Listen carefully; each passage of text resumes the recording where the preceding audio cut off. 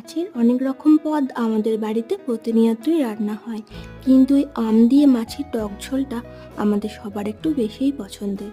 তাই রেসিপিটা আজকে শেয়ার করলাম। প্রথমে সর্ষের তেলে অল্প একটু হলুদ দিয়ে মাছগুলোকে ভেজে নেব। আমগুলোকেও অল্প একটু নুন দিয়ে ভেজে নেব।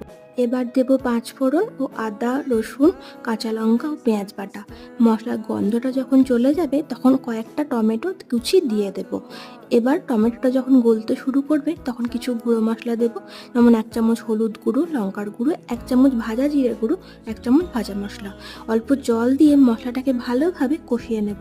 তেল ছেড়ে দিলে আমগুলো দিয়ে একবার মিশিয়ে নিয়ে পরিমাণ মতো জল দেব। আর দেব পরিমাণ মতো নুন ও অল্প চিনি। এবার মাছগুলোকে দিয়ে ভালোভাবে একবার ঝোলের মধ্যে ফুটিয়ে নিয়ে সর্ষে বাটা দেব। আর দেব 1 চামচ মেথির গুঁড়ো ও 1 চামচ ভাজা জিরের গুঁড়ো। শেষে অল্প কাঁচা সর্ষের তেল দিয়ে ফুটিয়ে নিলেই তৈরি।